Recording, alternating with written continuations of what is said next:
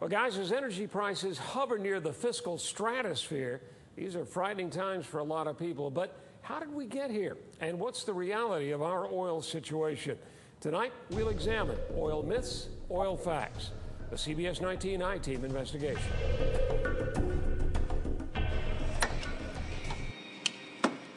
There are lots of things we think we know about our current energy predicament, but experts now agree we're probably at what is known as peak oil. James Kunstler wrote The Long Emergency, perhaps the definitive book about a future without cheap energy. You find yourself in a situation now where worldwide demand is permanently outstripping worldwide supply. So we're going to look at the conventional wisdom and the standard arguments and try to give you a few facts. Okay, argument number one. If Congress and the environmentalists would just get out of the way and let us drill more, we could be energy independent. Myth. Our current domestic reserves total about 21 billion barrels of oil. Alaska and offshore drilling would add about 30 billion for a total of 51 billion barrels. And we burn 7 billion every year. So do the math. It might extend the agony of our problem by a few years. We have forbidden exploration. UT Tyler Business Dean James Tarter. Some people want to blame big oil companies. Some people want to blame the American consumer.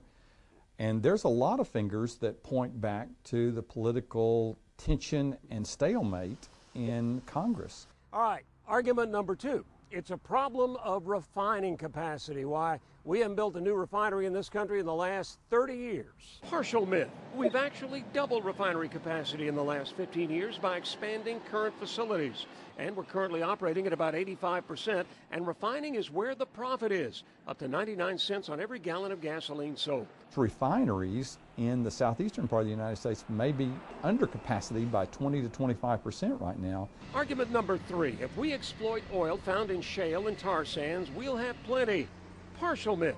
Shale oil is indeed abundant, but it requires massive amounts of water and energy, two things that will be scarce. But think of the amount of energy it takes to convert a unit of that Athabasca tar sand into fuel.